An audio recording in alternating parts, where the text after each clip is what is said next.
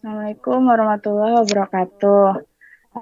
Kami dari kelompok Celeron, saya Ailsa Syafadinia, dengan dua teman saya Muhammad Alfi Aldolio dan Muhammad Farhan Almasyur. Nah, kali ini kami akan memberi penjelasan dari contoh soal yang ada pada bab timer. Nah, pertama-tama saya akan menjelaskan dari contoh 910. Nah, di situ diketahui XTL-nya ada 11,0592 MHz. Nah, terus berapa nilai yang dibutuhkan buat ngeload register timernya jika delaynya itu 5 mikrosecond. Nah, kita disuruh bikin program menggunakan timer 0 dan membuat pulse-nya dengan width 5 milisecond di P23. Nah, pertama-tama kita harus cari dulu TH0-nya sama TL0-nya. Nah, di sini kan udah diketahui XTL-nya 11,0592 MHz. Nah, berarti di situ 1,085 mikrosecond machine cycles. Nah, kalau 5 mikrosecond berarti dibutuhkan 4.608 mesin cycles dalam satu kali program ini jalan. Nah, terus buat nyari awal mulanya dimulai dari berapa, buat nentuin TH0 sama TL0-nya ini, dibikin FFF dikurang sama tadi mesin cycles yang dibutuhin. Terus dikurangin nih 65536 dikurang 4608 dengan 60.928 atau EE00H.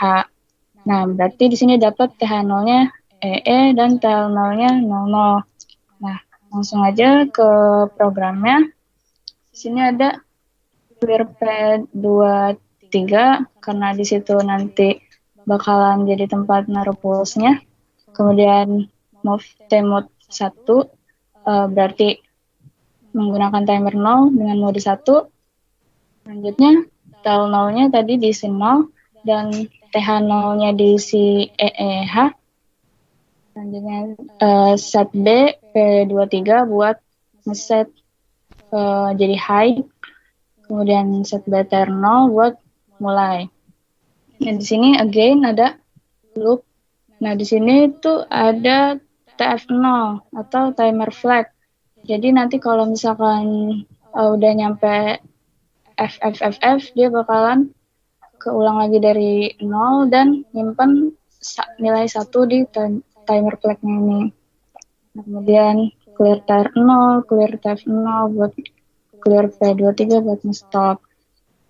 Nah, selanjutnya buat contoh 911.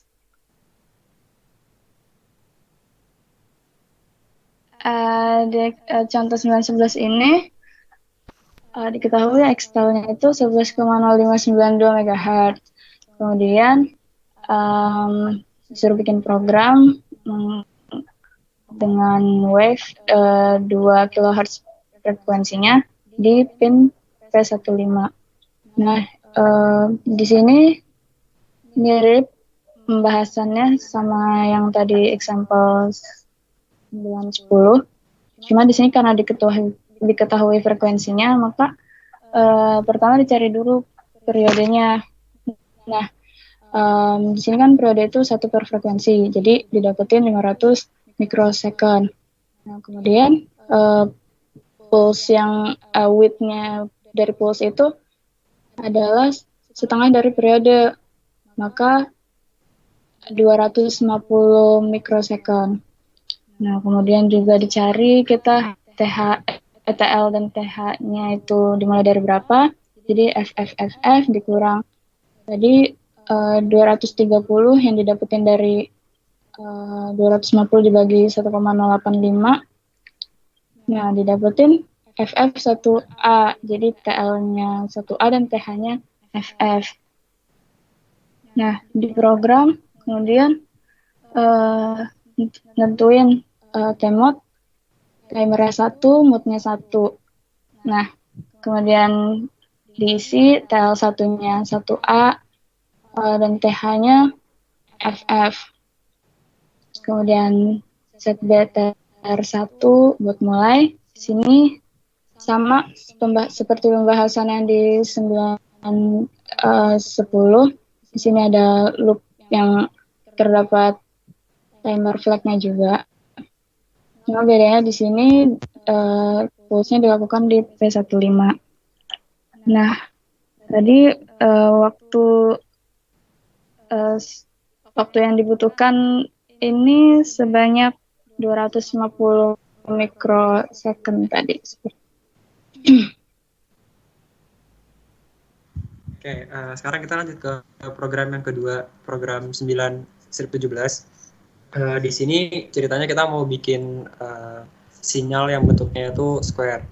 Nah, yang kita pakai nanti itu timer 0-nya. Jadi kita setting di timut register itu buat timer 0-nya bakal disetting jadi mode 2. Mode 2 itu maksudnya bakal jadi 8 bit auto reload. Jadi nanti kita bakal pakai TH0-nya, kita bakal isi sama min 150. Atau kalau misalnya kita buat jadi terus komplemennya, ini bakal jadi 6AH. Terus kita bakal setting juga port P13-nya di program utamanya nih yang di bagian sini. Ini port P13 ini bakal kita setting nyala, terus kita delay 2 kali menggunakan subroutine delay-nya. Nah, subroutine delay ini fungsinya apa? Jadi di sini kita set bit TR0-nya. Ini buat start timernya nanti ketika si fungsi delay ini dipanggil ya. Nah, terus kalau misalnya kita udah start timernya, dia bakal ngeloop nih di sini sampai flag-nya itu dalam kondisi set atau high. Nah, dia bakal ngeloop sebanyak 150 kali kan, karena tadi kita setting di awal tuh TH0-nya tuh 6AH. Jadi dia bakal ngeloop sampai FFFF. Nah, terus di sini ada 1,085 mikrosecond. Ini didapat dari hasil kristal osilatornya dibagi sama 12. Nah, kenapa dibagi sama 12? Karena Nikon 8051 itu kan setiap satu mesin cycle-nya butuh 12 clock. Makanya dari kristal osilator itu kita bagi sama 12. Didapat angka ini nih. 1,085 mikrosecond. Nah, ketika udah dikali, dia ngasih waktunya itu sebanyak 162 mikrosecond. Nah, kalau misalnya udah nyala flag-nya, nanti artinya timernya udah selesai selama 162 mikrosecond. Nah, terus nanti dia bakal di sini di clear bit TR0-nya atau di stop timernya. Habis itu dia juga clear flag-nya supaya nanti bisa dipakai lagi timernya. Nah, terus kan ini dipanggil di sini nih, subroutine delay yang tadi. Berarti artinya dia di-delay selama 162 mikrosecond. Nah, habis itu dia di-delay lagi selama 162 mikrosecond. Yang di bagian setelahnya, yang ini dia bakal dimatiin. Kalau tadi kan dinyalain tuh. Pas kondisi set dia dalam kondisi nyala, habis itu dia dimatiin. Nah, dimatiin, habis itu di-delay lagi di sini sebanyak 162 mikrosecond. Nah, kalau misalnya programnya kita running, misalnya di simulatornya nih, ini jadinya kayak gini. Nah, karena di simulator ini kita nggak bisa pakai yang min 150 tadi langsung dimasukin ke TH0, jadi di sini saya setting manual. Yang TH0-nya dijadiin FH, terus yang TL0-nya dijadiin 6AH. Nah, nanti dia bakal jalanin program yang di bagian gain ini nih. Nah, di sini kalau misalnya kita lihat, kan tadi bitnya itu yang di port 1 pin yang ketiga, dia bakal nyala selama 162 dikali 2 kan. Karena di sini di delay-nya 2 kali. Nah, terus abis itu dia bakal dimatiin selama 162 mikrosecond. Nah, kalau misalnya kita lihat gelombangnya, ini ada di bagian sini nih. Tuh, di sini kalau dilihat dia bakal dalam kondisi high lebih lama daripada low-nya. Sesuai sama program yang udah kita buat. Nah, ini tuh maksudnya apa, fungsinya apa? Sebetulnya kalau misalnya kita pakai cara kayak gini, ini merupakan duty cycle. Jadi, duty cycle itu berapa lama bit high nyala di satu gelombang. Nah, di sini tuh karena tadi kita pakainya bit yang nyala itu selama 2/3 dari total gelombang, artinya duty cycle itu 66%.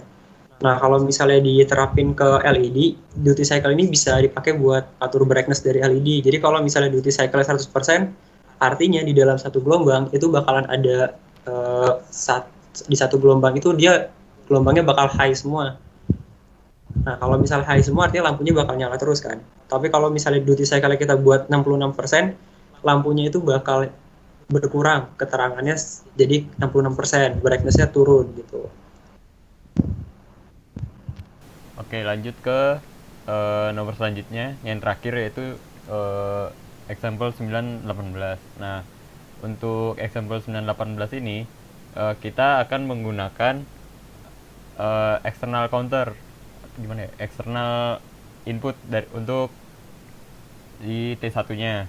Nah, itu kayak gimana? Nah, kita lihat.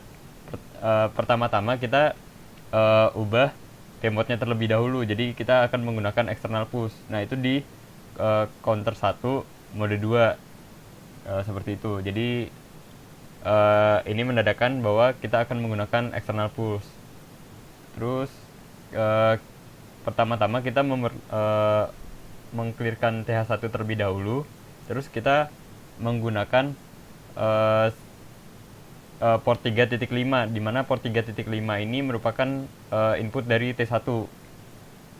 Selanjutnya kita akan start counternya terlebih dahulu dengan cara set BTR1. Terus kita akan mendapatkan hasil dari counternya itu di port 2 seperti itu, sambil dijalankan saja mungkin. Nah, jadi seperti ini. Di port 2 kita akan mendapatkan hasil 0000 terlebih dahulu. Jadi misal kita atur P3.5-nya ini seperti clock gitu. Seperti ini kan clock. Karena di sini tidak ada clock eksternal, jadi kita coba menggunakan keypad. Nah, jadi seperti ini. Nah, itu counternya bakal naik seperti itu. Jadi untuk sekarang itu TL1-nya sudah di angka 28. Ya, jadi kalau kita clocknya kita jalanin, dia akan bertambah terus seperti itu. Di sini sudah sampai 51 ya.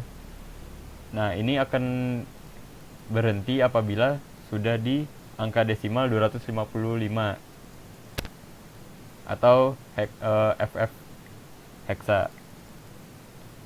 Ini merupakan salah satu implementasinya. Mungkin sekian dari kelompok kami. Kurang lebihnya mohon maaf. Wassalamualaikum warahmatullahi wabarakatuh.